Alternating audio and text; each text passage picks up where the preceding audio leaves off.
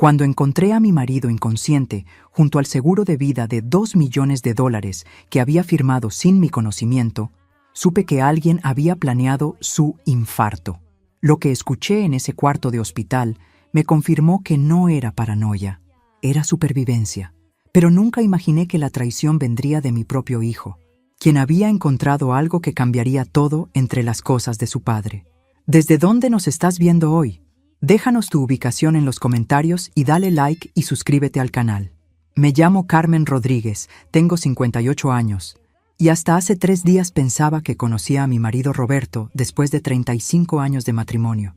Nos casamos en febrero de 1990, cuando yo tenía 23 años y él 24. Pues resulta que una mujer puede vivir toda una vida al lado de un hombre, y aún así no tener ni idea de quién es realmente.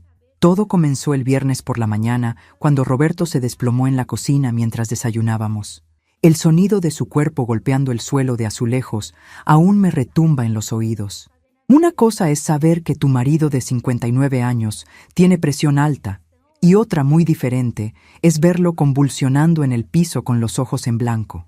Llamé al 911 con las manos temblando tanto que casi no podía marcar.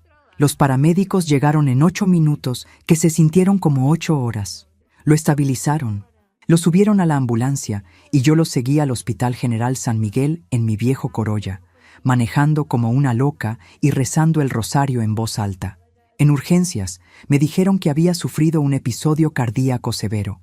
Las siguientes 6 horas fueron una pesadilla de formularios médicos, llamadas a nuestros hijos Miguel y Elena, y esperar noticias en esas sillas de plástico que te destrozan la espalda y el alma por igual. Roberto sobrevivió, pero lo mantuvieron sedado en cuidados intensivos. Yo me instalé en la sala de espera como un mueble más, viviendo de café rancio y galletas de máquina, sin cambiarme la ropa ni peinarme. Supongo que tenía la pinta de una loca, pero me daba igual. Fue el lunes por la tarde cuando apareció la enfermera Sofía, una mujer de unos 40 años, con el pelo negro recogido en una cola de caballo perfecta y una sonrisa que no me tranquilizaba del todo. Se acercó a mí mientras yo intentaba comer un sándwich que sabía a cartón. «Señora Rodríguez», me dijo en voz baja, «necesito hablar con usted sobre algo muy importante relacionado con su esposo». La seguí por pasillos que ya me sabía de memoria después de 3 días. Pero en lugar de dirigirse a consultorios, me llevó hacia una sección más silenciosa del hospital. «Señora Rodríguez», susurró cuando estuvimos solas, «lo que voy a decirle va a sonar imposible, pero su vida está en peligro». La miré como si hubiera perdido la razón. «¿De qué está hablando? Su esposo no tuvo un infarto natural, y hay personas en este hospital que están planeando que usted tenga uno también». Antes de que pudiera protestar, me entregó una carpeta. «Mire esto y después decida si cree que estoy loca». Dentro había fotografías de documentos. Un seguro de vida a mi nombre por $2 millones, firmado aparentemente por mí, pero yo jamás había visto ese papel en mi vida. También había copias de mensajes de texto entre Roberto y alguien llamado Dr. M discutiendo dosis y tiempos de administración. «¿Qué es esto?», susurré. Evidencia de que su esposo simuló su infarto para poner en marcha un plan para matarla y cobrar su seguro de vida. Las palabras me golpearon como una bofetada física. «Eso es imposible. Roberto está inconsciente. Señora Rodríguez, su esposo está perfectamente consciente. Lo que está inconsciente es su confianza en que usted no va a descubrir la verdad». Sofía me llevó a una ventana que daba a un patio interno del hospital. Señaló hacia una habitación en el 2º piso. «Cuarto 237. Mire por unos minutos». Saqué unos pequeños binoculares que Sofía me había dado. Al principio no vi nada, pero después de unos minutos, una figura familiar se movió frente a la ventana. Roberto, mi esposo, caminando perfectamente normal, hablando por teléfono, gesticulando como si estuviera teniendo una conversación de negocios. «Dios mío», murmuré. «Y hay más», dijo Sofía. «Su hijo Miguel está involucrado». «¿Miguel?» Miguel fue quien encontró ciertos documentos en el sótano de su casa. Documentos que le dieron la idea para este plan. ¿Qué documentos? Sofía bajó la voz aún más. Documentos que prueban que Roberto hizo esto antes, con otra mujer. Mi mundo se desplomó en ese momento. No solo mi esposo me estaba traicionando, sino que aparentemente era un experto en esto. ¿Por qué me está contando esto?, le pregunté. Porque yo pasé por algo similar, y porque tengo mis propias razones para querer que Roberto y el doctor Morales paguen por lo que han hecho. ¿El doctor Morales? El médico que está tratando a su esposo. Es el mismo que va a tratarla a usted cuando empiecen a envenenarla mañana. Mañana. Me quedaba menos de 24 horas antes de que comenzaran a asesinarme lentamente. ¿Qué vamos a hacer?, pregunté. Sofía sonrió, y había algo feroz en esa sonrisa. Vamos a darles una lección que nunca van a olvidar. Pero primero, necesita ver el resto de la evidencia. Miguel llegó al hospital esa noche con su cara de hijo preocupado, pero ahora yo sabía que cada gesto de cariño era una mentira calculada. Lo que no sabía era que había encontrado una caja en el sótano de nuestra casa que contenía secretos que habrían horrorizado a cualquier familia normal. Pero la nuestra, aparentemente, no era una familia normal. Era una familia de asesinos en entrenamiento. Sofía me había explicado que Miguel había encontrado los documentos por accidente hace 6 meses. Mientras buscaba decoraciones navideñas en el sótano, encontró una caja de seguridad escondida detrás de la caldera, me había dicho Sofía. Adentro había documentos de una mujer llamada Carmen Ruiz, que murió en 1989. Certificado de defunción, póliza de seguro de vida, fotografías, todo firmado por Roberto, Carmen Ruiz. Ese había sido mi apellido de soltera antes de casarme, pero yo no había muerto en 1989. Yo me había casado con Roberto en 1990. ¿Roberto había estado casado antes?, le pregunté a Sofía. Eso fue lo que Miguel pensó al principio, pero cuando investigó más, se dio cuenta de algo peor. ¿Qué cosa? Carmen Ruiz no era la primera esposa de Roberto. Carmen Ruiz era su primera víctima. La historia que Sofía me había contado era escalofriante. En 1989, Roberto había estado en una relación con una mujer llamada Carmen Ruiz. Ella había muerto súbitamente de un infarto a los 22 años, y Roberto había cobrado su seguro de vida. 6 meses después, Roberto la conoció a usted, una mujer con el mismo nombre, edad similar, características físicas parecidas. ¿Y Miguel se dio cuenta de que Roberto había hecho esto antes? Miguel se dio cuenta de que Roberto había perfeccionado un método y decidió que era hora de usarlo de nuevo. Ahora, mientras Miguel se sentaba a mi lado en la sala de espera, tomando mi mano con esa falsa preocupación filial, yo sabía que él había sido quien había sugerido matarme. ¿Cómo está papá, ma? Igual. Mentí. Los doctores dicen que es muy temprano para saber algo. Ma, he estado pensando en los gastos médicos. Esto va a ser muy caro. Aquí viene, pensé, la primera parte de su actuación. ¿Qué sugieres, mijo? Creo que deberías actualizar tu seguro de vida. En caso de que el estrés te afecte la salud. Ahí estaba. El primer anzuelo. ¿Mi seguro de vida? Es que he estado leyendo sobre casos como este. Ma, muchas veces las esposas desarrollan problemas cardíacos por el estrés de ver a sus maridos enfermos. Quiero asegurarme de que papá esté protegido si algo te pasa. Pero Miguel, yo ya tengo seguro de vida. Sí, pero es muy pequeño. Apenas cubre gastos de funeral. Si papá necesita cuidados especiales por años, Miguel sacó unos documentos de su chaqueta. Ya hablé con un agente de seguros. Con tu historial médico, puedes conseguir una póliza de 2 millones muy fácil. ¿2 millones? Ma, los cuidados médicos especializados pueden costar cientos de miles de dólares al año. 2 millones apenas cubriría 5 o 6 años. La lógica sonaba razonable si no supieras que era mentira. No sé, Miguel, es mucho dinero. Por eso mismo, ma. Y mira, si papá se recupera completamente, puedes cancelar la póliza después. Pero si algo te pasa a ti por el estrés, al menos papá va a tener recursos. Miguel puso los documentos en mis manos. Solo necesito que firmes aquí. Yo me encargo de todo el papeleo. Miré los documentos. Parecían legítimos, pero después de lo que Sofía me había mostrado, ya no confiaba en nada. Déjame pensarlo hasta mañana, ¿sí? Vi una sombra de irritación cruzar el rostro de Miguel antes de que volviera a sonreír. Por supuesto, ma, es una decisión importante. Alrededor de las 8 de la noche, de 1900. Después de que Miguel se fue, Sofía se acercó a mí con más documentos. ¿Cómo fue la conversación con Miguel? Exactamente como usted predijo. Me trajo documentos del seguro para firmar. ¿Los firmó? Les dije que lo pensaría hasta mañana. Perfecto. Eso nos da tiempo para implementar nuestro plan. Sofía me mostró fotografías que había tomado desde el cuarto donde Roberto estaba escondido. Su esposo se está reuniendo con el doctor Morales en este momento y con otra persona que va a reconocer. En las fotografías se veía a Roberto, perfectamente sano, sentado en una mesa con el doctor Morales y una mujer elegante que no reconocí inmediatamente.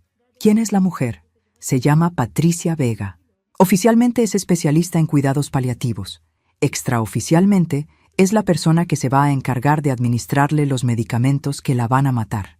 ¿Cómo sabe todo esto? Sofía se quedó callada por un momento.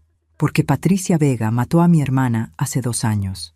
Su hermana, María Elena Morales, murió de complicaciones cardíacas después de que su esposo tuviera un accidente de carro. El esposo cobró un seguro de vida de $1,500,000. ¿Y usted sospechó? Sospechaba, pero no tenía pruebas. Hasta que conseguí trabajo aquí hace 1 año y empecé a ver el patrón. ¿Cuántas mujeres han matado? En los últimos 5 años, al menos 8, todas con historias similares. Esposo enfermo, esposa estresada, muerte súbita por complicaciones cardíacas, seguro de vida cobrado. ¿Y la policía? Tienen contactos en la policía que se encargan de que las investigaciones se cierren rápidamente. Entonces estamos solas, no completamente. Tengo a alguien más ayudándome, alguien con autoridad legal para investigar este tipo de crímenes. ¿Quién? Lo va a conocer mañana, pero primero necesitamos que firme esos documentos del seguro. ¿Qué? ¿Pero no dijo que era una trampa? Es una trampa, pero necesitamos que ellos crean que funcionó. Sofía me explicó el plan. Yo iba a firmar los documentos del seguro, pero con modificaciones sutiles que los harían inválidos. Mientras tanto, Sofía estaría documentando cada paso del proceso con cámaras ocultas. Cuando traten de matarla, vamos a tener evidencia de cada paso, desde la firma falsa del seguro hasta la administración de los medicamentos. ¿Y si algo sale mal?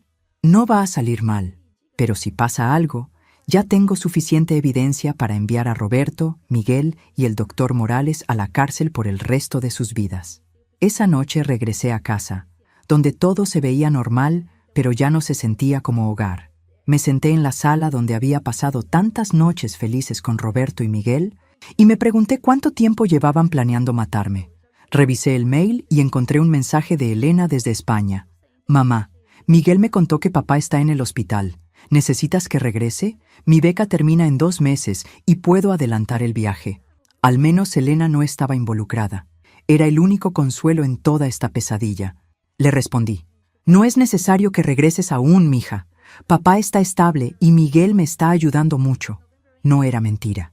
Miguel me estaba ayudando a entender exactamente de qué tipo de familia había formado parte sin saberlo.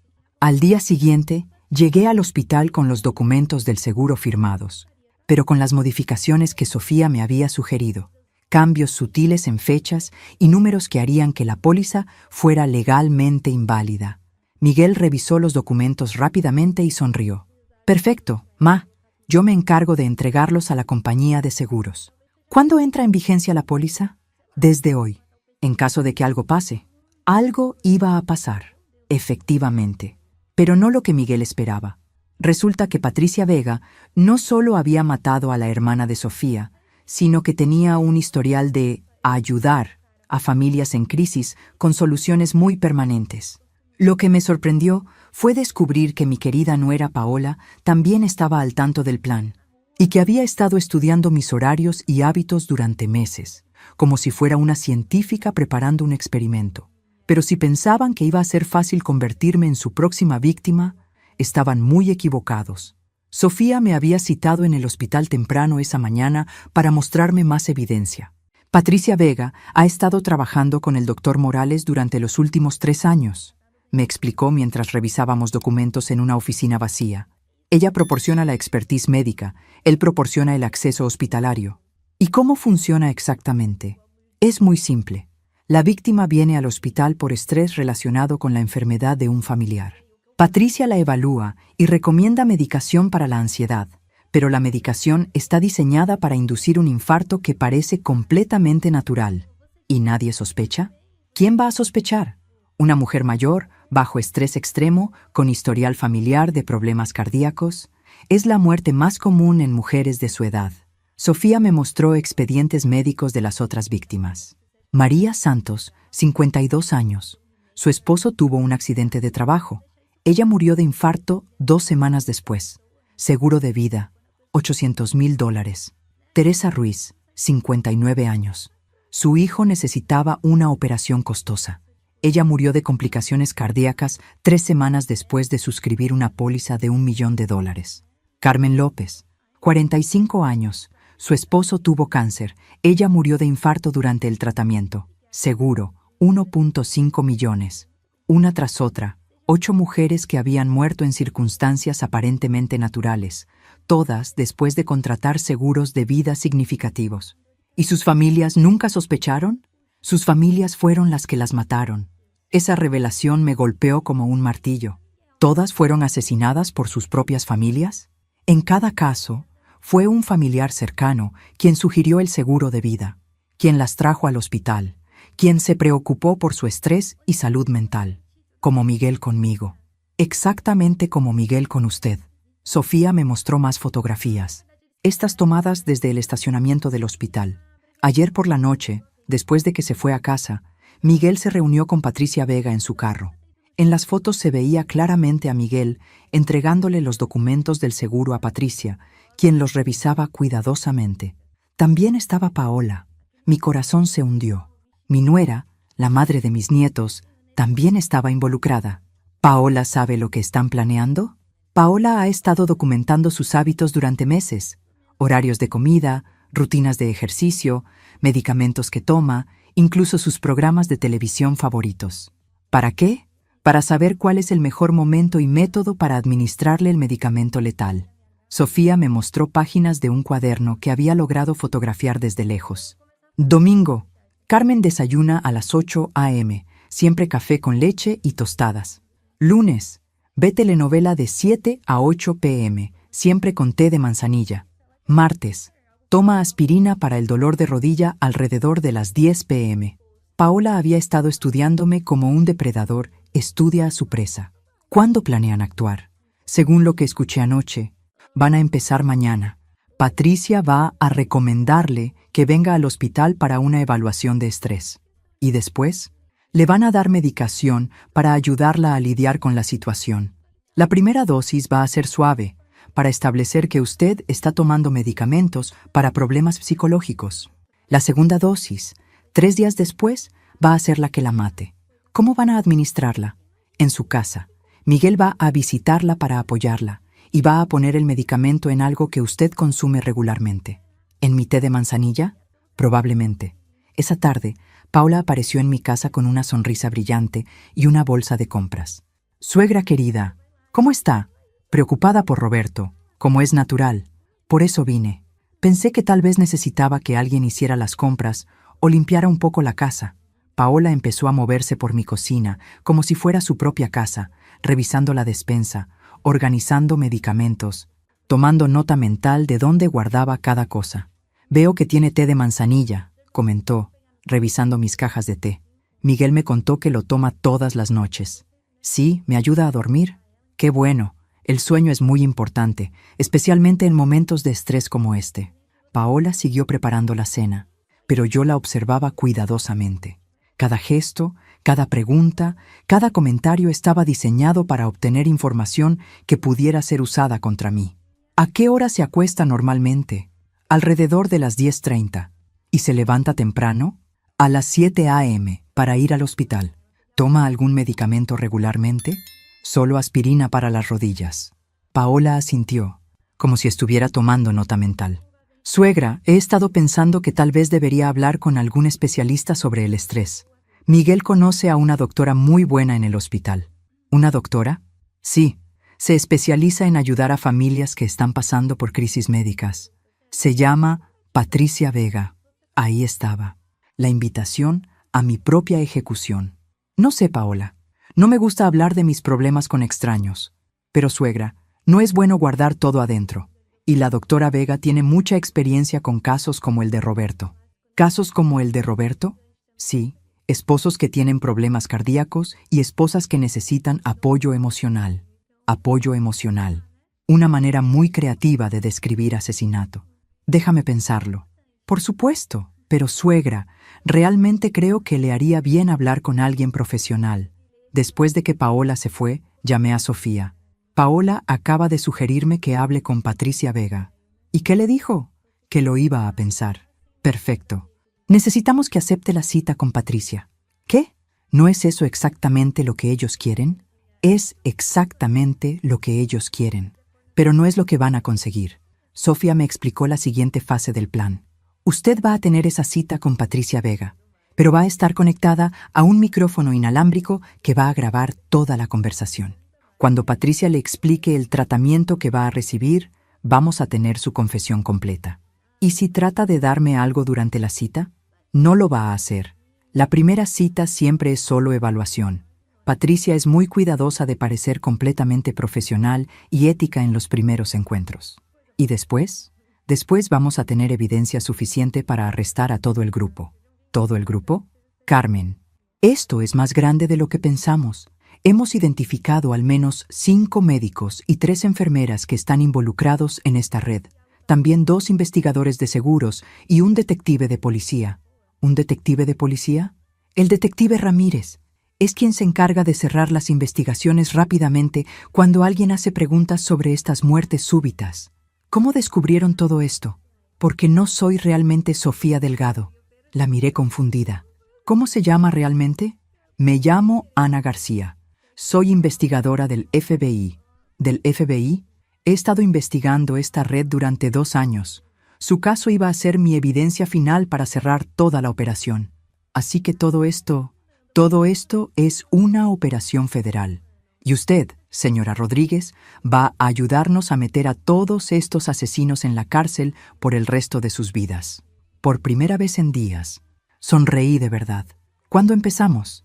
Ana García del FBI me explicó que llevaban 2 años construyendo el caso contra esta red de asesinatos, pero necesitaban evidencia en tiempo real de un crimen en progreso para poder hacer arrestos que resultaran en condenas. Mi caso iba a ser esa evidencia. Lo que no me esperaba era descubrir que Roberto ya había empezado a transferir nuestros activos a cuentas que yo no conocía, preparándose para desaparecer del país tan pronto como yo estuviera muerta.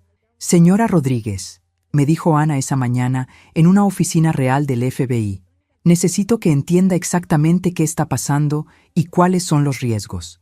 Estábamos en un edificio federal en el centro de la ciudad. Ana ya no llevaba su uniforme de enfermera. Ahora vestía un traje profesional y tenía una placa del FBI colgada de su chaqueta. Durante los últimos 2 años hemos estado rastreando una red criminal que opera en 3 hospitales de la región. Han asesinado al menos 12 mujeres y posiblemente más en otros estados. ¿12 mujeres? 12 que podemos confirmar. El patrón es siempre el mismo. Esposo o familiar en crisis médica. Mujer bajo estrés. Seguro de vida recién contratado. Muerte súbita aparentemente natural. Ana me mostró un mapa con marcadores rojos en diferentes ciudades. Comenzaron aquí en San Miguel hace 5 años. Después expandieron a Riverside y Pleasant Valley. Siempre el mismo grupo. Dr. Morales, Patricia Vega y familias locales que están dispuestas a matar por dinero. ¿Y Miguel y Roberto? Su caso es especial porque Roberto tiene experiencia previa. Encontramos evidencia de que mató a otra mujer en 1989, antes de casarse con usted. Ana abrió un expediente grueso. Carmen Ruiz, 22 años. Murió en diciembre de 1989 de un infarto súbito. Roberto cobró su seguro de vida de $500,000 y desapareció de la ciudad. ¿Y después me conoció a mí? 6 meses después, en febrero de 1990.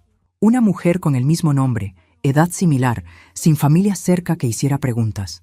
¿Él me eligió específicamente? Creemos que sí. Roberto buscaba mujeres llamadas Carmen, solteras, trabajadoras, sin familia extensa. Mujeres que sería fácil aislar y manipular. La revelación me revolvió el estómago. Mi matrimonio no había sido coincidencia. Había sido una cacería. ¿Y Miguel cómo se enteró de esto? Miguel encontró documentos en su casa que lo llevaron a investigar el pasado de Roberto. En lugar de confrontarlo o ir a la policía, Miguel decidió que era una oportunidad de negocio. Ana me mostró emails impresos entre Miguel y Patricia Vega, fechados de los últimos 6 meses. Miguel: mi madre es perfecta para esto. Vive sola, no tiene familia cerca, confía completamente en mí. Patricia: ¿cuál es su situación financiera? Miguel: casa pagada, ahorros considerables, y ahora con el seguro nuevo, estaríamos hablando de casi 3 millones en total. Patricia: ¿estás seguro de que no va a sospechar? Miguel: mi madre es muy ingenua, siempre ha creído todo lo que le decimos. Miguel había estado evaluándome como una víctima potencial durante meses, murmuré. Y no solo él, Paola también. Ana me mostró fotografías tomadas con teleobjetivo de Paola reuniéndose con Patricia Vega en diferentes lugares. Cafeterías, estacionamientos, incluso en mi propia casa cuando yo no estaba. Paola ha estado reportando todos sus hábitos, horarios, rutinas. También ha estado preparando a sus hijos psicológicamente. ¿A mis nietos? Les ha estado diciendo que la abuela Carmen está muy triste y enferma, que tal vez va a irse al cielo pronto para estar con el abuelo. Los niños ya estaban siendo preparados para mi muerte. ¿Cuánto tiempo lleva esto planeándose? Según nuestras investigaciones, Miguel hizo el primer contacto con Patricia Vega hace 8 meses, pero los preparativos intensivos comenzaron hace 3 meses. ¿3 meses? Fue cuando Roberto empezó a transferir dinero de sus cuentas conjuntas a cuentas en el extranjero. Ana me mostró registros bancarios que me dejaron helada. En los últimos 3 meses, Roberto ha transferido $340,000 a una cuenta en las Islas Caimán. ¿Qué dinero? Los ahorros de su jubilación, el dinero de la venta del carro que usted pensó que se había descompuesto y adelantos de crédito usando la casa como garantía. Roberto había estado vaciando nuestros activos, preparándose para una nueva vida después de mi asesinato. También solicitó un pasaporte de emergencia hace 1 mes, alegando que el suyo había sido robado. ¿Para irse del país? Tenemos evidencia de que Roberto y Patricia planeaban irse a Guatemala inmediatamente después de su funeral. Ana me mostró mensajes de texto entre Roberto y Patricia. Roberto: ¿ya reservaste los boletos? Patricia: sí, salimos 3 días después del funeral. Lo suficiente para no parecer sospechoso. Roberto: perfecto. Para entonces ya tendré todo el dinero transferido. ¿Y Miguel? Miguel se queda aquí para manejar la herencia y transferir el dinero del seguro. Después, en unos meses, se reúne con ellos en Guatemala. ¿Y Paola y los niños? Esa parte no está clara. Creemos que Miguel planea divorciarse de Paola una vez que tenga el dinero. ¿Va a abandonar a sus propios hijos? El dinero cambia a las personas, señora Rodríguez. Y Miguel ha demostrado que está dispuesto a matar a su propia madre por $3 millones. Ana cerró los expedientes. Por eso necesitamos su ayuda. Necesitamos que esta operación continúe hasta el punto donde tengamos evidencia irrefutable de intento de asesinato. ¿Qué significa eso? Significa que va a tener que tomar el medicamento que Patricia le dé. ¿Qué? Me levanté de mi silla alarmada. No se preocupe. Vamos a sustituir el medicamento letal por algo completamente inofensivo. Pero necesitamos que Patricia crea que usted lo está tomando y que está funcionando. ¿Cómo van a sustituir el medicamento? Tenemos a una de nuestras agentes trabajando como farmacéutica en el hospital. Ella va a interceptar el medicamento real y reemplazarlo. ¿Y si algo sale mal? Señora Rodríguez, va a estar bajo vigilancia las 24 horas. Tenemos agentes posicionados en su vecindario, en el hospital, incluso en la casa de Miguel. Al primer signo de peligro real, intervenimos. ¿Y después? Después arrestamos a todos los involucrados y usted testifica para asegurar que pasen el resto de sus vidas en prisión. Ana se inclinó hacia adelante. Señora Rodríguez, sé que es mucho pedir, pero si no actuamos ahora, esta red va a seguir matando mujeres. Su valentía puede salvar vidas futuras. La miré a los ojos y vi determinación, pero también algo personal. ¿Por qué es esto tan importante para usted? Ana bajó la mirada. Porque mi hermana real fue una de sus víctimas. María Elena García murió hace 2 años en Pleasant Valley. Su esposo cobró $1 millón y ahora vive en Costa Rica. Lo siento mucho. Por eso acepté esta misión. Y por eso no voy a permitir que ellos se salgan con la suya otra vez. ¿Cuándo empezamos? Mañana. Miguel va a llamarla para sugerirle que hable con Patricia Vega sobre su estrés. Usted va a aceptar. ¿Y después? Después vamos a documentar cada paso de su plan de asesinato hasta el momento en que traten de matarla. ¿Y Roberto? Roberto va a seguir fingiendo estar enfermo hasta que usted esté muerta. Después va a tener una recuperación milagrosa y va a desaparecer del país. Pero en lugar de eso, va a despertarse en una celda federal, enfrentando cargos de asesinato en primer grado. Por primera vez en una semana, sentí algo parecido a la esperanza. Ana, ¿realmente cree que esto va a funcionar? Señora Rodríguez, esta gente ha estado matando mujeres porque creían que eran demasiado ingenuas o demasiado débiles para defenderse. Es hora de que aprendan lo que pasa cuando subestiman a una mujer que ya no tiene nada que perder. El doctor Morales cometió un error fatal cuando me explicó detalladamente cómo iban a matarme, pensando que era una conversación confidencial entre médico y paciente. Lo que no sabía era que cada palabra estaba siendo grabada por equipos del FBI y que Ana había colocado cámaras en lugares que él jamás habría imaginado. Resulta que después de 35 años, fingiendo estar de acuerdo con todo lo que me decían los hombres, actuar sumisa se había convertido en mi superpoder secreto. Miguel llamó exactamente cuando Ana había predicho que llamaría. «Ma, ¿cómo amaneciste?» «Muy preocupada, mijo. No pude dormir pensando en tu papá. Por eso mismo te llamo. Creo que sería bueno que hablaras con la doctora Vega que te mencionó Paola». «¿La psicóloga?» «Sí. Se especializa en ayudar a familias en crisis médicas. Ya le hablé de ti y dice que puede verte hoy mismo si quieres». «No sé. Miguel, ma, por favor. Te veo muy estresada. No estás comiendo bien, no estás durmiendo. No quiero que te enfermes también». «Está bien, mijo. Si tú crees que me va a ayudar, excelente. Te recojo a las 3 p.m. y te llevo al hospital». A las 2:30, Ana llegó a mi casa vestida otra vez como enfermera. «¿Está lista?» «Tan lista como se puede estar para una cita con alguien que quiere matarte». Ana me ayudó a ponerme el micrófono inalámbrico, un dispositivo tan pequeño que parecía un botón de camisa.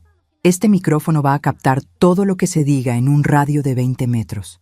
También llevamos cámaras ocultas en la oficina de Patricia. ¿Cómo lograron eso? Nuestro equipo técnico se hizo pasar por personal de mantenimiento ayer por la noche. Ana me mostró un pequeño dispositivo en su mano. Si en algún momento se siente en peligro real, presione este botón. Está conectado a una alarma silenciosa que me avisará inmediatamente. ¿Y dónde va a estar usted? En el hospital, disfrazada como enfermera. También tenemos agentes posicionados como pacientes y visitantes. Miguel llegó puntualmente a las 3 p.m., actuando como el hijo preocupado perfecto. ¿Cómo te sientes, ma? Nerviosa. No me gusta hablar de mis problemas con extraños. La doctora Vega es muy amable. Te va a ayudar mucho. Durante el viaje al hospital, Miguel siguió preparándome para lo que iba a pasar. La doctora Vega probablemente te va a hacer muchas preguntas sobre cómo te sientes, sobre el estrés, sobre si has notado cambios en tu apetito o sueño. ¿Y qué le digo? La verdad, que estás muy preocupada por papá, que no puedes dormir, que te duele el pecho a veces por la ansiedad. Miguel me estaba entrenando para dar los síntomas exactos que Patricia necesitaba escuchar para justificar su tratamiento. ¿Y si me quiere dar medicamentos? Si te los recomienda, probablemente sea buena idea tomarlos. Los medicamentos para la ansiedad pueden ayudar mucho en situaciones como esta. Llegamos al hospital y Miguel me acompañó hasta la oficina de Patricia Vega. Era una mujer elegante de unos 45 años, con una sonrisa profesional y una voz suave que probablemente había perfeccionado para tranquilizar a sus víctimas. «Señora Rodríguez, es un placer conocerla. Su hijo me ha contado sobre la situación difícil que están enfrentando. Gracias por recibirme, doctora. Por favor, siéntese. ¿Le gustaría que Miguel se quede durante nuestra conversación?» «No es necesario», dijo Miguel rápidamente. «Creo que mamá va a estar más cómoda hablando a solas».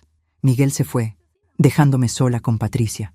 Era exactamente lo que Ana había predicho que pasaría.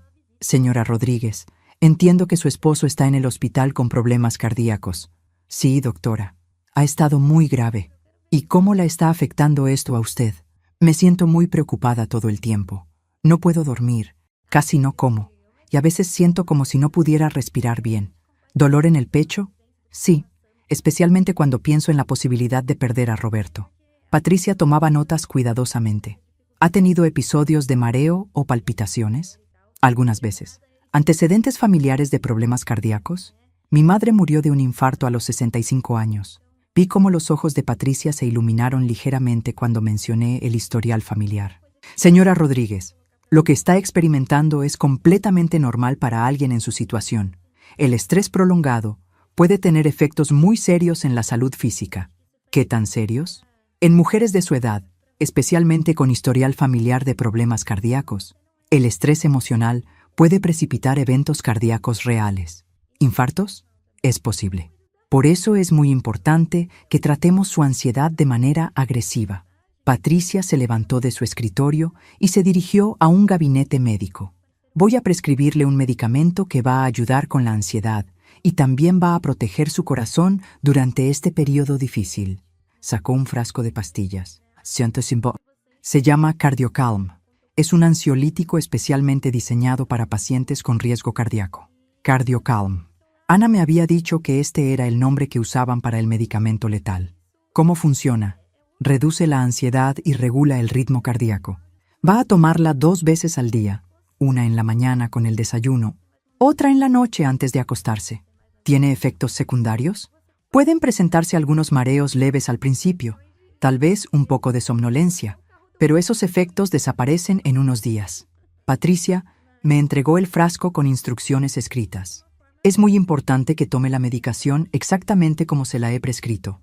No omita dosis y no tome más de lo indicado. ¿Por cuánto tiempo? Depende de cómo evolucione la situación con su esposo. Si él se recupera, podremos reducir la dosis gradualmente. Patricia hizo una pausa dramática. Si las cosas no resultan bien, podríamos necesitar aumentar la dosis para ayudarla a lidiar con el duelo. Aumentar la dosis. Esa era la fase que me mataría. Doctora, ¿qué tan común es que las esposas también desarrollen problemas de salud en situaciones como esta? Más común de lo que la gente piensa. De hecho, en mi experiencia, aproximadamente el 30% de las esposas desarrollan problemas cardíacos serios dentro de las primeras semanas de la enfermedad de sus maridos. ¿30%? El corazón roto no es solo una expresión poética. Señora Rodríguez, es una condición médica real. Cardiomiopatía inducida por estrés, la llamamos. Patricia se sentó de nuevo, adoptando una expresión de falsa compasión. Pero no se preocupe. Con el tratamiento adecuado, podemos prevenir que eso le pase a usted. Gracias, doctora. Hay una cosa más. Es importante que durante las próximas semanas limite sus actividades. Nada de ejercicio intenso, nada de situaciones estresantes adicionales. ¿Cómo qué? Como manejar distancias largas, tomar decisiones financieras importantes, o hacer planes para el futuro hasta que sepamos cómo evoluciona la condición de Roberto. Me estaba aislando, asegurándose de que no hiciera nada que pudiera interferir con su plan. ¿Cuándo debo regresar? En una semana. Quiero ver cómo está respondiendo al medicamento. Salí de la oficina de Patricia con el frasco de pastillas en mi bolso, sabiendo que cada una de ellas había sido diseñada para matarme gradualmente. Miguel me estaba esperando en el pasillo. ¿Cómo fue, ma? Muy bien. La doctora fue muy amable. ¿Te dio algún medicamento? Sí, unas pastillas para la ansiedad. Excelente. ¿Cuándo las empiezas a tomar? Esta noche. Miguel sonrió con satisfacción. Te vas a sentir mucho mejor, ma. Ya vas a ver. Esa noche, Ana vino a mi casa para revisar las grabaciones del día. Fue perfecto, me dijo después de escuchar toda la conversación con Patricia. Tenemos confesión completa de su método, evidencia del medicamento letal y confirmación de que esto es un patrón que han usado antes. ¿Y ahora qué? Ahora empieza la parte difícil. Va a tomar las pastillas que le dimos, que son completamente inofensivas, pero va a actuar como si estuviera experimentando los efectos que Patricia espera. ¿Qué efectos? Los primeros días, somnolencia leve y un poco de confusión. Después, gradualmente, va a empezar a parecer más débil, como si el medicamento estuviera empezando a afectar su corazón. ¿Por cuánto tiempo? Una semana.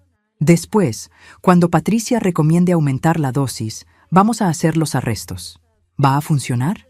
Señora Rodríguez, después de escuchar esa grabación, Patricia Vega va a pasar el resto de su vida en prisión, y cuando confrontemos a Miguel con esta evidencia, va a confesar todo para tratar de conseguir un trato. ¿Y Roberto? Roberto va a descubrir que su plan perfecto se convirtió en la evidencia perfecta de su propio crimen. Esa noche tomé mi primera pastilla falsa. sabiendo que era el primer paso hacia la justicia que estas personas merecían. Y por primera vez en 35 años me sentí poderosa. Patricia Vega se emocionó tanto viendo mis síntomas que cometió el error de explicarle a Miguel exactamente qué le estaba pasando a mi corazón, paso a paso, como si fuera una conferencia médica sobre cómo asesinar eficientemente a una mujer de 58 años. Lo que no sabían era que cada síntoma que yo mostraba era completamente actuado, y que el FBI tenía grabaciones de cada palabra de su entusiasta explicación sobre mi muerte inminente. Al tercer día de tomar las pastillas falsas, empecé mi actuación como mujer que se está muriendo lentamente. Llegué al hospital por la mañana caminando más despacio de lo normal, con ojeras que había creado cuidadosamente con maquillaje y un temblor sutil en las manos que había estado practicando. Miguel notó los cambios inmediatamente. «Ma, tienes cara terrible. Me siento muy cansada, mijo. Y anoche me dolía mucho el pecho». «¿Te duele el pecho?» Miguel trató de sonar preocupado, pero vi un destello de satisfacción en sus ojos, como si alguien me estuviera apretando el corazón. «Vamos a hablar con la doctora Vega inmediatamente». Miguel me llevó directamente a la oficina de Patricia, quien me examinó con lo que parecía preocupación profesional, pero que yo sabía que era satisfacción por la efectividad de su veneno. «Señora Rodríguez, ¿cómo se ha sentido con el medicamento?» «Al principio bien, pero estos últimos 2 días me siento muy débil». Patricia me tomó la presión y escuchó mi corazón con el estetoscopio. «Su presión está un poco elevada y su ritmo cardíaco es irregular». Mentira. Mi presión y mi ritmo cardíaco estaban perfectamente normales. Pero Patricia necesitaba crear un historial médico que justificara lo que estaba a punto de pasar. ¿Es por el estrés? Posiblemente. Pero también puede ser que necesitemos ajustar su medicación. Patricia se volteó hacia Miguel. «¿Podría hablar con usted en privado por un momento?» Salieron de la oficina. Pero gracias a los micrófonos del FBI, Ana y yo pudimos escuchar toda su conversación desde el cuarto de al lado. «Miguel, su madre está mostrando signos de cardiotoxicidad». ¿Qué significa eso? Significa que el medicamento está afectando su corazón exactamente como esperábamos. ¿Es eso bueno? Es perfecto. Estamos en la fase 2 del proceso. ¿Cuánto tiempo más? Si aumentamos la dosis como planeamos, yo diría que 1 semana más, tal vez 10 días. Y va a ser completamente natural. Un infarto inducido por estrés en una mujer de su edad con historial familiar. Nadie va a hacer preguntas. ¿Y Roberto? Roberto va a tener su recuperación milagrosa 3 días después del funeral de su madre. Lo suficientemente tarde para que no parezca sospechoso. Perfecto. Miguel y Patricia regresaron a la oficina con expresiones de falsa preocupación. «Señora Rodríguez», dijo Patricia, «creo que necesitamos hacer algunos ajustes a su tratamiento». «¿Qué tipo de ajustes?» «Voy a aumentar su dosis de CardioCalm. En lugar de una pastilla 2 veces al día, va a tomar 2 pastillas en la mañana y 2 en la noche. 4 veces la dosis, suficiente para matar a una persona real en días. ¿Está segura de que es necesario?» «Señora Rodríguez, su corazón está bajo mucho estrés. Si no tratamos esto agresivamente, podría tener un infarto». La ironía era deliciosa. Patricia estaba advirtiendo que podría darme un infarto si no tomaba el medicamento que estaba diseñado para darme un infarto. «Está bien, doctora». Patricia me entregó un nuevo frasco de pastillas. «Estas son más fuertes que las anteriores. Es muy importante que las tome exactamente como se las prescribo». «¿Qué efectos secundarios puedo esperar?» «Puede sentirse un poco más mareada, tal vez algunos dolores de pecho ocasionales, pero eso es normal mientras su cuerpo se ajusta al medicamento». Miguel me llevó a casa después de la cita, y durante todo el viaje me dio instrucciones sobre cuándo tomar las pastillas, como si fuera vital para mi salud que siguiera el horario exacto de mi envenenamiento. «Es importante que las tomes con comida, ma». «¿Por qué?» «Para que no te lastimen el estómago». «Pero Miguel, si me lastiman el estómago, tal vez no debería tomarlas». «No, ma. Es normal que los medicamentos fuertes causen un poco de malestar al principio. Lo importante es que las tomes consistentemente». Miguel me estaba convenciendo de que ignorara cualquier señal de que el medicamento me estaba envenenando. Esa noche, Ana vino a mi casa para la siguiente fase del plan. «Mañana va a empezar a mostrar síntomas más serios», me explicó. «Dificultad para respirar, dolores de pecho más intensos, confusión ocasional». «¿Confusión?» Patricia espera que el medicamento empiece a afectar su función mental. Es parte de cómo el veneno trabaja en dosis altas. ¿Y qué pasa si Miguel o Paola se asustan de verdad y me llevan al hospital de emergencia? Eso sería perfecto. Tenemos agentes médicos posicionados en emergencias que van a confirmar que está teniendo una reacción al estrés, no una intoxicación. ¿Y Patricia? Patricia va a estar encantada de que su víctima esté deteriorándose tan rápidamente. Probablemente va a recomendar hospitalización. ¿Hospitalización? Es donde planean matarla. En el hospital pueden controlar exactamente cuándo y cómo muere, y pueden estar ahí para falsificar los documentos médicos inmediatamente. Al día siguiente, llegué al hospital actuando como si estuviera al borde del colapso. Me tambaleaba ligeramente al caminar. Me detuve varias veces para recuperar el aliento. Y cuando Miguel me preguntó cómo me sentía, puse una mano en mi pecho y dije: siento como si un elefante estuviera sentado en mi pecho. Miguel inmediatamente me llevó a emergencias, donde una doctora que era parte del equipo del FBI me examinó y confirmó que estaba teniendo una reacción severa al estrés. Su madre necesita ser hospitalizada inmediatamente, le dijo la doctora a Miguel. Su corazón está bajo una presión extrema. Miguel llamó a Patricia, quien apareció en emergencias en menos de 10 minutos, probablemente más rápido de lo que había corrido nunca para ayudar a una paciente. Señora Rodríguez, ¿cómo se siente? Como si me fuera a morir, murmuré débilmente. No se preocupe. La vamos a cuidar muy bien. Patricia se dirigió a Miguel.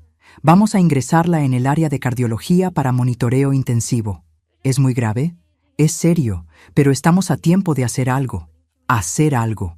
Como terminar de matarme en un ambiente controlado. Me internaron en una habitación privada donde Ana, todavía disfrazada como enfermera, era parte del personal asignado a mi cuidado. Señora Rodríguez, me dijo Ana en voz alta para beneficio de las cámaras de seguridad del hospital. Voy a estar monitoreando sus signos vitales muy de cerca esta noche. En voz baja me susurró: mañana va a ser el día. Patricia va a tratar de darle la dosis final.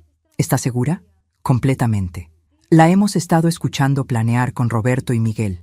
Mañana por la noche, durante el cambio de turno, van a administrarle una inyección que supuestamente es para el dolor, pero que en realidad va a ser una sobredosis masiva. ¿Y ustedes van a intervenir? Vamos a intervenir en el momento exacto en que Patricia prepare la inyección.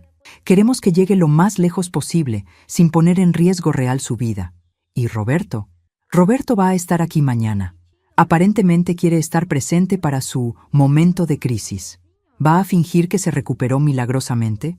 ¿Va a fingir que la preocupación por usted le dio fuerzas para levantarse de su lecho de muerte para estar a su lado? ¡Qué romántico! Sí, muy romántico.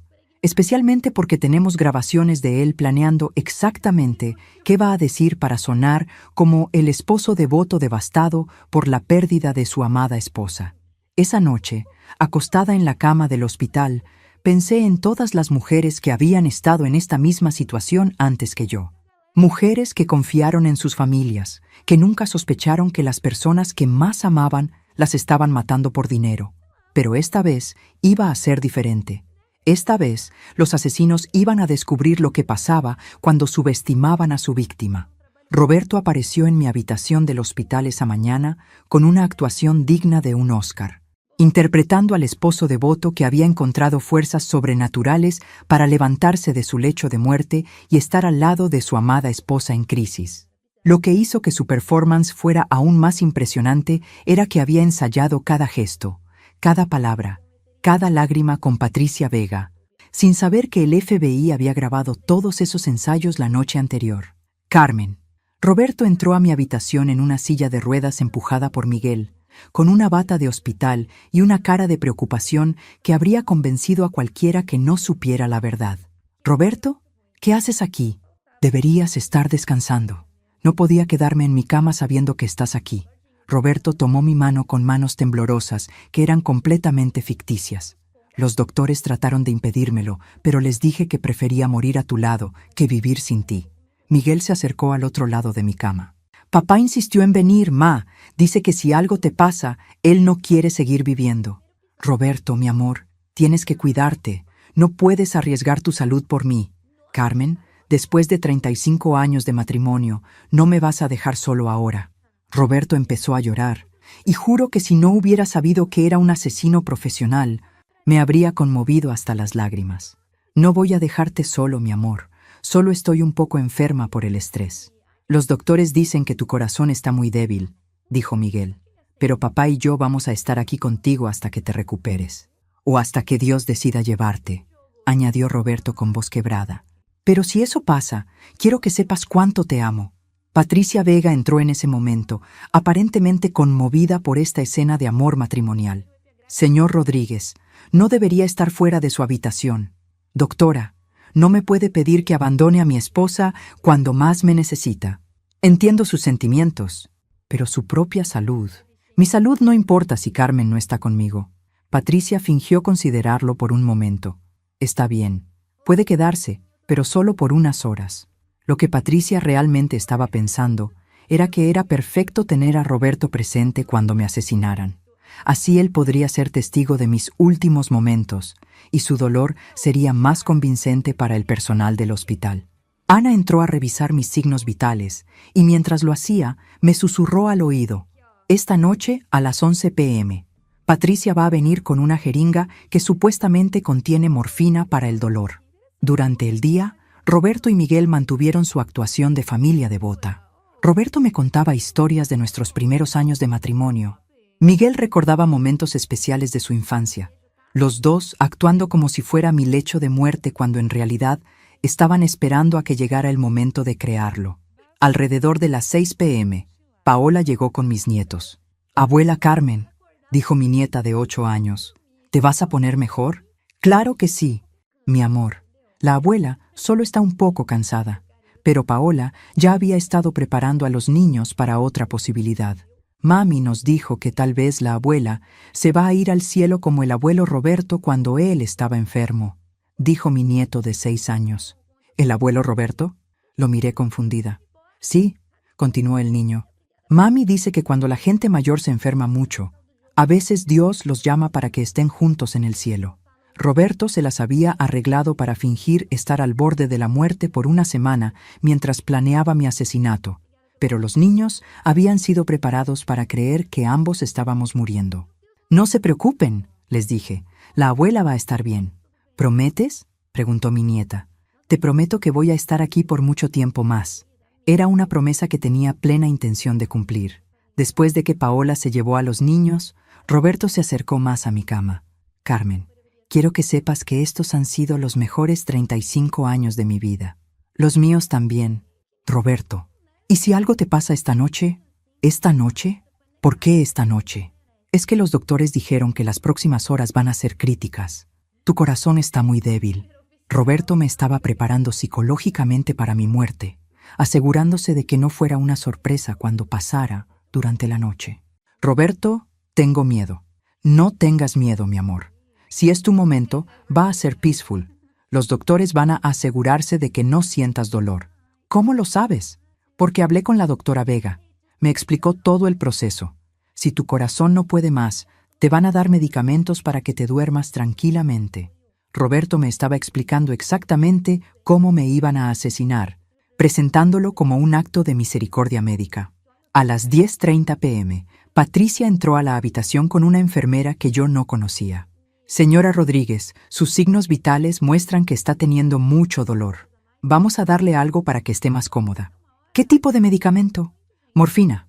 Van a ayudar con el dolor y va a relajar su corazón».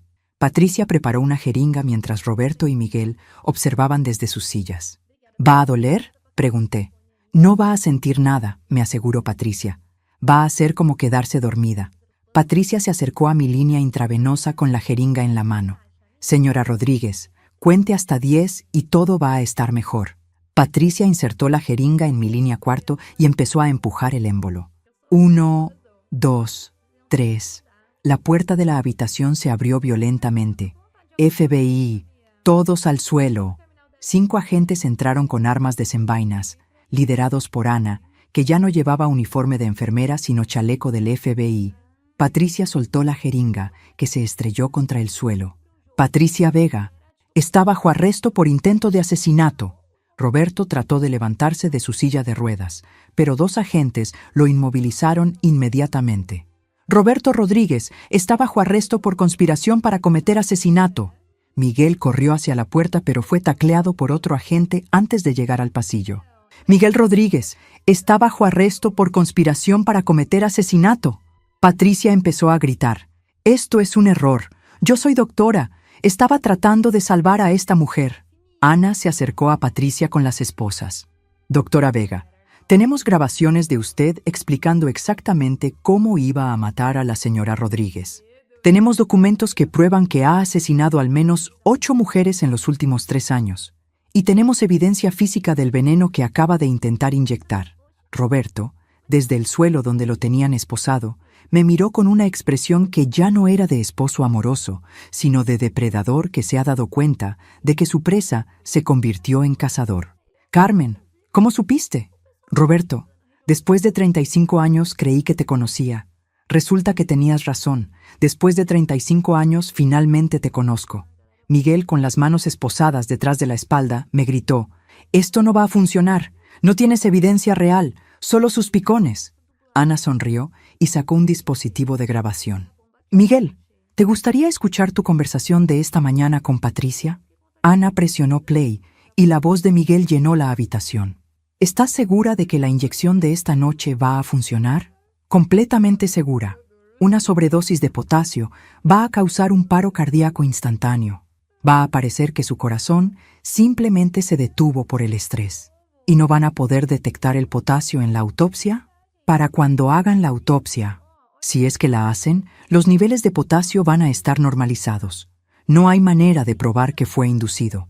La grabación continuó con Roberto discutiendo cuándo fingir su recuperación milagrosa y cuándo transferir el dinero del seguro. Miguel se quedó callado. Roberto cerró los ojos. Patricia siguió insistiendo en que era un malentendido. Ana se dirigió a mí mientras los otros agentes se llevaban a los 3 asesinos. «Señora Rodríguez, ¿cómo se siente?» «Me siento libre». «¿Libre?» «Libre de una familia que quería matarme. Libre de 35 años de mentiras. Libre de fingir que era feliz cuando no lo era. ¿Y ahora qué va a hacer?» Me senté en la cama del hospital y me quité los monitores de corazón que había estado usando para la actuación. «Ahora voy a vivir mi propia vida, sin asesinos». Ana sonrió. «¿Sabe qué? Creo que va a ser muy buena en eso». El juicio comenzó 6 meses después, y fue entonces cuando descubrí la escala completa de la operación. Roberto y el doctor Morales no solo habían estado matando esposas por dinero, sino que habían creado una franquicia de asesinatos familiares que operaba en 5 estados. Miguel no había sido simplemente un hijo codicioso, había sido reclutado como el representante de una nueva generación de asesinos familiares. Lo que más me impresionó fue que Paola había estado filmando mis rutinas diarias, no solo para estudiarlas, sino para crear un manual de instrucciones para futuras víctimas. Ana vino a mi casa la mañana antes del juicio para prepararme para lo que iba a escuchar. «Carmen, durante estos 6 meses de investigación, hemos descubierto que esto es mucho más grande de lo que pensábamos inicialmente». «¿Más grande cómo?» Ana extendió una serie de mapas sobre mi mesa de comedor. Había marcadores rojos en ciudades de California, Nevada, Arizona, Nuevo México y Texas. Hemos identificado 47 muertes sospechosas en los últimos 5 años que siguen el mismo patrón. Todas mujeres entre 45 y 65 años, todas con seguros de vida recién contratados, todas con familiares que se beneficiaron económicamente. ¿47 mujeres? Y esas son solo las que hemos podido confirmar. Estimamos que el número real podría ser el doble. Ana me mostró fotografías de Roberto y el doctor Morales en lo que parecían ser conferencias médicas. Durante los últimos 3 años, Roberto y Eduardo Morales han estado dando seminarios privados sobre gestión de crisis familiares en hoteles de lujo por todo el suroeste. ¿Seminarios sobre qué? Oficialmente, sobre cómo ayudar a familias a manejar gastos médicos catastróficos y planificación de herencias. Extraoficialmente, sobre cómo matar a familiares por dinero sin ser detectados. Ana me mostró una lista de nombres. Cada seminario costaba $50,000 por familia participante. Incluía entrenamiento médico básico, contactos con profesionales corruptos y lo que ellos llamaban casos de estudio exitosos. ¿Casos de estudio? Las mujeres que habían asesinado previamente. Roberto y Eduardo usaban sus muertes como ejemplos de métodos efectivos. La revelación me revolvió el estómago. Mi futuro asesinato había sido planeado como material educativo para otros asesinos familiares. ¿Y Miguel? Miguel había sido seleccionado para liderar la expansión hacia el norte de California y Oregón. Su primera misión era reclutarte como víctima de demostración para probar que el sistema funcionaba incluso con familias sin experiencia previa en asesinato. Víctima de demostración. Tu muerte iba a ser filmada secretamente y usada como material de entrenamiento para futuras familias participantes. Ana me mostró equipos de video que habían encontrado en casa de Paola. Paola había estado grabando tus rutinas diarias durante meses, no solo para estudiar tus hábitos, sino para crear lo que ellos llamaban perfil de víctima ideal. ¿Perfil de víctima ideal? Un manual sobre cómo identificar, aislar y asesinar a mujeres como tú. Mujeres que confían en sus familias, que no tienen redes de apoyo externas fuertes, que tienen activos significativos pero no están financieramente sofisticadas. Ana abrió una carpeta llena de documentos. Paola había escrito un análisis de 40 páginas sobre tu personalidad, tus debilidades emocionales y las técnicas específicas que funcionarían mejor para manipularte. ¿Puedo verlo? ¿Estás segura? Es bastante cruel. Quiero ver cómo me veían. Ana me entregó el documento. El título era Perfil psicológico, Carmen R., caso de estudio primario. Leí fragmentos que me helaron la sangre. Sujeto muestra dependencia emocional extrema hacia figuras de autoridad masculina. 35 años de condicionamiento la han entrenado para aceptar maltrato como normal. Sujeto no tiene habilidades de supervivencia independiente. Ha sido deliberadamente mantenida en ignorancia sobre finanzas familiares. Sujeto responde positivamente a falsa preocupación de familiares. Técnica recomendada: crear crisis artificial para justificar intervención. Vulnerabilidad primaria. Necesidad de aprobación familiar. Sujeto sacrificará bienestar personal para mantener armonía familiar. Paola me había estudiado como un científico estudia una rata de laboratorio. ¿Todo esto va a salir en el juicio? Todo esto va a salir en el juicio, junto con evidencia de que han asesinado mujeres en múltiples estados, que han entrenado a otras familias para hacer lo mismo y que tenían planes para expandir la operación a nivel nacional. ¿Qué castigos van a recibir? Roberto y Eduardo Morales van a enfrentar cargos federales de asesinato en múltiples estados. Están hablando de cadena perpetua sin posibilidad de libertad condicional. ¿Y Miguel? Miguel va a enfrentar cargos como adulto por conspiración y participación en asesinatos múltiples. El fiscal está pidiendo 40 años sin libertad condicional. ¿Y Patricia y Paola? Patricia también cadena perpetua. Paola, Ana hizo una pausa. Paola hizo un trato. ¿Qué tipo de trato? Testificó contra todos los demás a cambio de una sentencia reducida. Va a servir 15 años y después va a entrar al programa de protección de testigos. ¿15 años? ¿Por planear mi asesinato? Paola proporcionó información que nos permitió identificar y arrestar a 23 familias adicionales en 5 estados. Sin su testimonio, docenas de asesinos habrían quedado libres. La injusticia me enfureció. ¿Y mis nietos? Están viviendo con los padres de Paola. Ella perdió la custodia permanente cuando fue arrestada. ¿Puedo verlos? Eventualmente sí. Pero van a necesitar mucha terapia para entender lo que sus padres estaban planeando hacerle a su abuela. El día del juicio, entré al tribunal sintiendo una mezcla de nervios y determinación. Durante 6 meses había estado preparándome para este momento, la oportunidad de mirar a los ojos a las personas que habían planeado matarme y decirles exactamente lo que pensaba de ellos. Roberto, Miguel, Patricia y Eduardo Morales estaban sentados en la mesa de los acusados. Roberto evitaba mi mirada, pero Miguel me miraba con lo que parecía ser resentimiento, como si yo fuera la culpable de haber arruinado su plan perfecto. Patricia mantenía su compostura profesional, incluso esposada. Eduardo Morales se veía como lo que era, un hombre mayor que se había dado cuenta de que había llegado al final de su carrera criminal. El fiscal comenzó presentando la evidencia de la red de asesinatos: mapas, fotografías, registros bancarios, grabaciones de audio y video.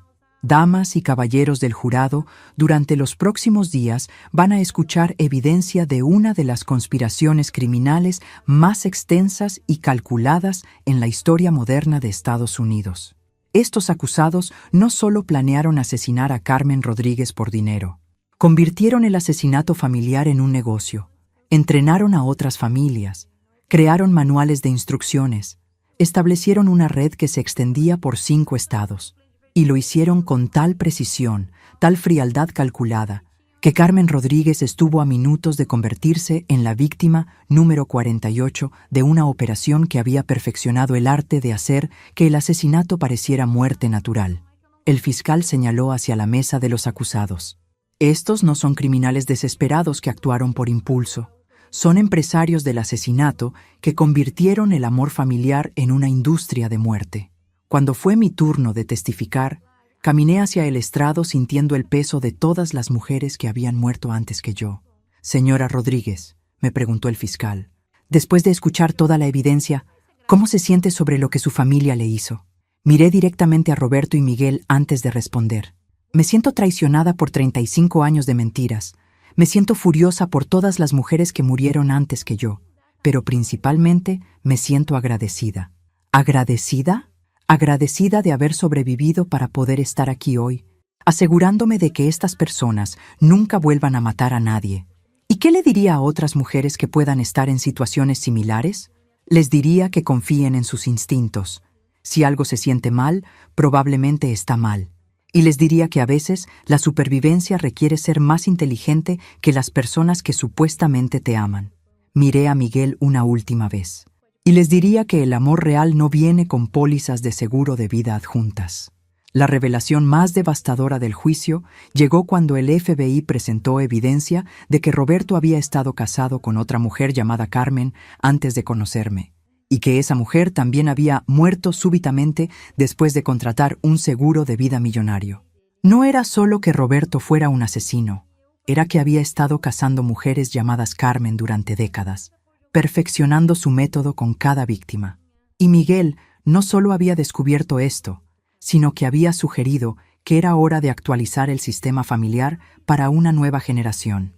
Ana me había advertido que el 9º día del juicio sería el más difícil para mí. Carmen, hoy van a presentar evidencia sobre los asesinatos previos de Roberto. Es información que no teníamos cuando comenzó su caso, pero que descubrimos durante la investigación ampliada. ¿Qué tipo de evidencia?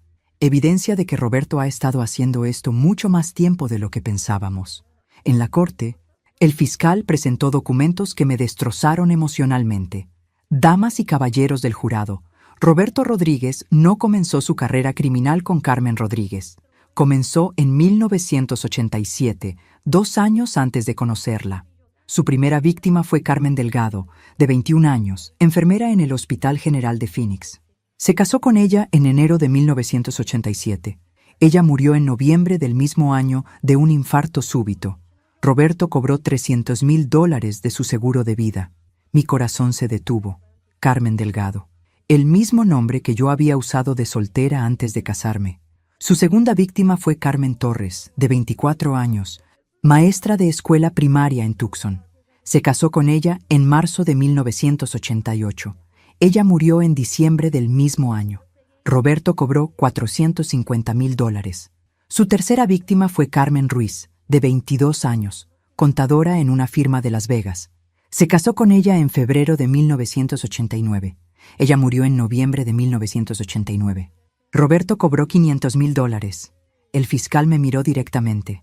Carmen Rodríguez, nacida Carmen Mendoza, iba a ser su cuarta víctima, pero esta vez su plan falló.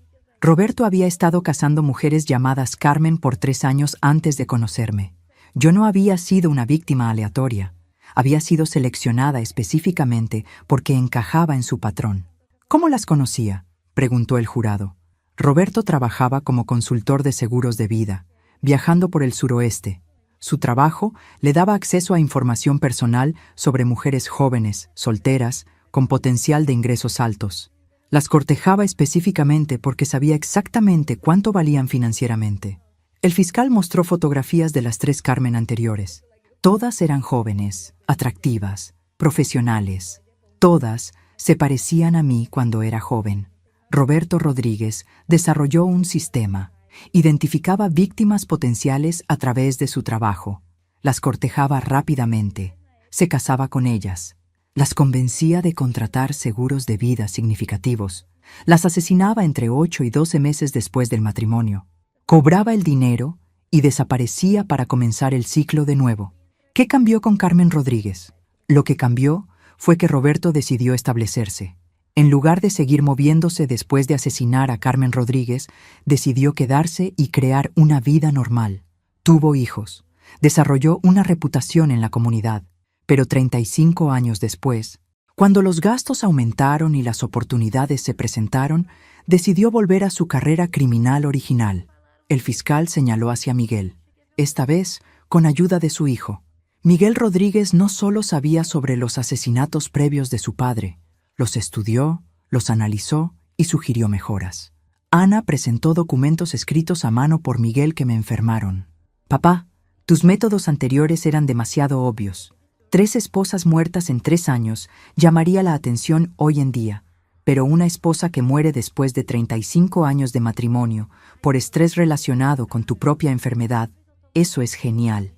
Además, tenemos ventajas que no tenías antes: contactos médicos profesionales, tecnología mejor y, lo más importante, una víctima que ya confía completamente en nosotros. Miguel había convertido mi asesinato en una tesis sobre cómo mejorar las técnicas de su padre. Miguel propuso que en lugar de cambiar de víctima cada año, la familia desarrollara métodos para asesinar a la misma víctima después de décadas de preparación psicológica. ¿Preparación psicológica? 35 años de entrenamiento para que Carmen Rodríguez aceptara maltrato como normal, para que no cuestionara decisiones financieras, para que priorizara las necesidades familiares sobre su propia seguridad. El fiscal mostró más documentos de Miguel. Mamá es la víctima perfecta porque ha sido condicionada durante 35 años para confiar en papá y en mí sin hacer preguntas. Ya no necesitamos buscar víctimas externas. Hemos criado nuestra propia víctima ideal. Las palabras de Miguel me golpearon como una bofetada física. No solo habían planeado matarme, habían pasado décadas preparándome para ser asesinada. ¿Y cómo sabemos que Miguel entendía completamente lo que estaba proponiendo? Ana presentó más evidencia. Porque Miguel había estado investigando los asesinatos previos de su padre durante 2 años. Había encontrado documentos, pólizas de seguros, incluso fotografías de las Carmen anteriores. ¿Y qué hizo con esa información? En lugar de confrontar a su padre o ir a la policía, Miguel desarrolló un plan de negocio. Ana mostró una presentación de PowerPoint que Miguel había creado. Título: Gestión de activos familiares. Fase final. Diapositiva 3. Víctima objetivo. Valor total de activos: $3.2 millones. Diapositiva 8. Cronograma de eliminación. 16 semanas desde inicio hasta finalización. Diapositiva 12. Distribución de herencia. 40% Miguel, 40% Roberto, 20% gastos operacionales. Miguel había convertido mi asesinato en una presentación corporativa. Durante el descanso, Ana se acercó a mí en el pasillo. Carmen, ¿está bien? No estoy bien. Acabo de descubrir que toda mi vida matrimonial fue una mentira, que Roberto me eligió específicamente para ser su 4ª víctima, que Miguel pasó años planeando matarme como si fuera un proyecto escolar. Lo siento, sé que es mucho. Ana, ¿cómo es posible que no me diera cuenta en 35 años? Porque Roberto era un experto. Había tenido 3 víctimas previas para perfeccionar sus técnicas de manipulación. ¿Y Miguel? Miguel creció viendo a Roberto manipularla. Para él, eso era normal. Cuando descubrió que Roberto había matado a otras mujeres, no lo vio como algo horrible. Lo vio como una oportunidad de aprender un negocio familiar. Regresamos a la corte para escuchar el testimonio final del día, una grabación que Miguel había hecho de sí mismo explicando su plan. La belleza de este enfoque es que después de 35 años, mamá está tan condicionada a obedecer que va a tomar cualquier medicamento que le digamos que tome, va a firmar cualquier documento que le pongamos enfrente, y va a confiar en nosotros hasta el momento exacto en que muera. Papá eliminó a 3 Carmen en 3 años. Yo voy a eliminar a una Carmen después de 35 años de preparación. Vamos a ver cuál método es más efectivo. Esa noche, En mi casa, me senté en la sala donde había pasado tantas noches felices con Roberto y Miguel, y traté de procesar la magnitud de las mentiras en las que había vivido. Roberto no me había amado nunca. Yo había sido su experimento a largo plazo en víctima perfecta. Miguel no había sido un hijo que se volvió codicioso. Había sido un estudiante aprendiendo el negocio familiar. Toda mi vida adulta había sido una preparación para mi propio asesinato, pero había sobrevivido. Y mañana iba a estar en esa corte para asegurarme de que Roberto y Miguel pagaran no solo por lo que me habían hecho a mí, sino por las 3 Carmen que habían matado antes que yo. Por primera vez en 35 años iba a vivir para mí misma, y eso se iba a sentir glorioso. La sentencia llegó después de 3 semanas de juicio y apenas 2 horas de deliberación del jurado. Roberto recibió cadena perpetua sin posibilidad de libertad condicional por los asesinatos de 3 mujeres y conspiración para asesinar a una cuarta. Miguel recibió 40 años sin libertad condicional por conspiración criminal federal, pero la satisfacción más grande no fue verlos esposados siendo llevados a prisión. Fue la carta que les leí en voz alta en la corte antes de la sentencia, explicándoles exactamente lo que pensaba de ellos y de sus 35 años de mentiras calculadas. El último día del juicio, el juez permitió que las víctimas hicieran declaraciones antes de pronunciar las sentencias. Había estado preparando mi declaración durante semanas, pero cuando llegó el momento, decidí hablar desde el corazón. Su señoría, hace 6 meses, yo era Carmen Rodríguez, una mujer de 58 años que creía que tenía una familia que la amaba. Hoy soy Carmen Mendoza, una mujer que ha aprendido que sobrevivir a veces requiere ser más inteligente que las personas que supuestamente te aman.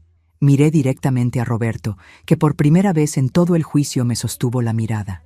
Roberto, durante 35 años creí que eras el amor de mi vida. Resulta que yo era tu experimento a largo plazo. Me elegiste específicamente porque tenía el mismo nombre que tus víctimas anteriores.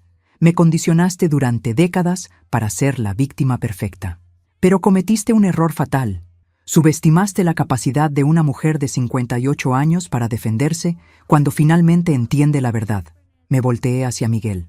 Miguel, eres mi hijo biológico, pero nunca fuiste realmente mi hijo. Un hijo protege a su madre. Un hijo la ama incondicionalmente. Tú me estudiaste como un científico estudia una rata de laboratorio, esperando el momento perfecto para matarme por dinero.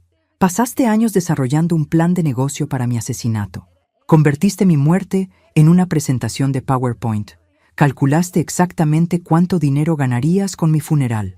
Miguel me miró con algo que podría haber sido arrepentimiento, pero probablemente era solo irritación de haber sido atrapado. Pero ambos cometieron el mismo error. Confundieron sumisión con estupidez. Confundieron bondad con debilidad. Y confundieron amor con ingenuidad. Durante 35 años, ustedes vieron a una mujer que aceptaba maltrato, que no hacía preguntas sobre finanzas, que priorizaba la armonía familiar sobre su propia seguridad. Y pensaron que eso me convertía en la víctima perfecta. Lo que no entendieron es que una mujer que ha sobrevivido 35 años de manipulación psicológica ha desarrollado instintos de supervivencia que ustedes nunca podrían imaginar. Su señoría, estos hombres no mataron solo a las 3 Carmen anteriores. Mataron mi capacidad de confiar, mataron mi fe en el amor familiar, mataron 35 años de mi vida que viví en una mentira, pero no lograron matarme y no van a matar a ninguna otra mujer. Roberto, vas a pasar el resto de tu vida en una celda, recordando que la víctima que pensaste que sería la más fácil fue la que te mandó a prisión. Miguel, vas a pasar los mejores años de tu vida en prisión, recordando que el dinero que pensaste que ibas a heredar se convirtió en la evidencia que te condenó. Y yo voy a pasar el resto de mi vida libre, viviendo finalmente para mí misma, sabiendo que otros asesinos familiares van a pensar 2 veces antes de subestimar a sus víctimas. El juez pronunció las sentencias. Roberto, cadena perpetua sin posibilidad de libertad condicional por asesinato en primer grado, 3 cargos, y conspiración criminal federal. Miguel, 40 años sin posibilidad de libertad condicional por conspiración criminal federal y intento de asesinato. Patricia Vega, cadena perpetua sin posibilidad de libertad condicional por asesinato múltiple y conspiración criminal. Eduardo Morales, cadena perpetua sin posibilidad de libertad condicional por asesinato múltiple y dirección de organización criminal. Cuando los guardias se llevaron a Roberto y Miguel esposados, ninguno de los dos me miró. Probablemente era la primera vez en 35 años que Roberto no trataba de manipular mis emociones con una última mirada de falsa vulnerabilidad. Carmen, ¿cómo se siente? Ana se acercó a mí después de que la finalmente hubiera despertado de una pesadilla de 35 años. ¿Y ahora qué va a hacer? Ahora voy a hacer todo lo que Roberto y Miguel nunca me permitieron hacer. ¿Cómo qué? Como viajar sola. Como tomar mis propias decisiones financieras. Como vivir en una casa donde nadie está planeando matarme. Ana sonrió. Suena perfecto. Ana, ¿puedo preguntarle algo? Claro. Durante todo este proceso, ¿alguna vez dudó que fuéramos a ganar? ¿Quiere la verdad? Siempre. Al principio, sí dudé. Estos casos son difíciles porque los crímenes son muy sofisticados y los perpetradores son muy convincentes. ¿Y qué cambió? Usted cambió mi perspectiva. Cuando vi cómo manejó la situación con Patricia Vega, cómo actuó durante toda la operación, me di cuenta de que había subestimado la fuerza que desarrolla una mujer que ha sobrevivido décadas de abuso psicológico. ¿Abuso psicológico? Carmen, lo que Roberto le hizo durante 35 años fue abuso psicológico sistemático. La aisló, la condicionó, la manipuló. Pero el resultado no fue una víctima débil. El resultado fue una mujer que había desarrollado instintos de supervivencia extraordinarios. ¿Eso cree? Lo sé, porque cuando llegó el momento crucial, usted no solo se salvó a sí misma, salvó a todas las futuras víctimas que esta red habría asesinado. 3 meses después del juicio, vendí la casa donde había vivido con Roberto y Miguel. No podía seguir viviendo en un lugar donde cada habitación tenía recuerdos de personas que habían estado planeando mi muerte. Compré un apartamento pequeño en el centro de la ciudad, cerca de museos, teatros, restaurantes. Todo lo que Roberto siempre había dicho que era demasiado caro o demasiado complicado. También cambié mi testamento para dejar todo mi dinero a organizaciones que ayudan a mujeres víctimas de violencia doméstica. Miguel no iba a heredar ni un centavo de la mujer que había planeado asesinar. Elena regresó de España para visitarme en mi nuevo apartamento. «Mamá, te ves diferente». «¿Diferente cómo?» «Más relajada, más tú misma». Es porque por primera vez en 35 años soy yo misma. Elena se sentó en mi nueva sala, mirando alrededor con aprobación. «Me gusta este lugar. Se siente como tú». «¿Como yo cómo?» Como la mujer que siempre intuí que eras, por debajo de todo ese condicionamiento de esposa perfecta. Elena, ¿tú sabías que yo no era feliz? Sabía que algo no estaba bien. Pero pensé que así eran los matrimonios largos. Pensé que era normal que papá te hablara como te hablaba, que Miguel te tratara como te trataba. ¿Y ahora? Ahora me doy cuenta de que lo que yo veía como matrimonio normal era en realidad abuso sistemático. Elena me tomó la mano. «Mamá, estoy orgullosa de ti». ¿Por qué? Por haberte salvado. Por haber salvado a otras mujeres. Por haber demostrado que nunca es demasiado tarde para defenderte. 6 meses después, empecé a trabajar como voluntaria con Ana en una organización que ayuda a familias víctimas de violencia doméstica. Mi experiencia con manipulación psicológica a largo plazo resultó ser increíblemente valiosa para identificar patrones similares en otras relaciones. «Carmen», me dijo Ana un día mientras revisábamos casos, ¿alguna vez se arrepiente de haber confiado en mí? Nunca. ¿Por qué? Porque le pedí que arriesgara su vida para atrapar a estos criminales. Ana, Roberto y Miguel ya habían decidido matarme. Trabajar con usted no aumentó mi riesgo. Me dio la oportunidad de convertir mi muerte planeada en su propia destrucción. ¿Y está feliz con cómo resultó todo? Estoy más que feliz. Estoy libre. ¿Libre de qué? Libre de vivir para otras personas. Libre de aceptar maltrato como amor. Libre de fingir que soy feliz cuando no lo soy. ¿Y qué va a hacer con toda esa libertad? Sonreí, mirando por la ventana hacia la ciudad que ahora exploraba sola, sin pedir permiso a nadie. Todo lo que quiera. Y esa, honestamente, era la respuesta perfecta. 1 año después del juicio, recibí una carta de Miguel desde la prisión. La leí una vez y la tiré a la basura sin responder. Ya no tenía nada que decirle al hombre que había planeado matarme por dinero. Roberto nunca me escribió. Probablemente estaba demasiado ocupado recordando que la víctima perfecta que había pasado 35 años preparando se había convertido en la testigo perfecta que lo mandó a prisión de por vida.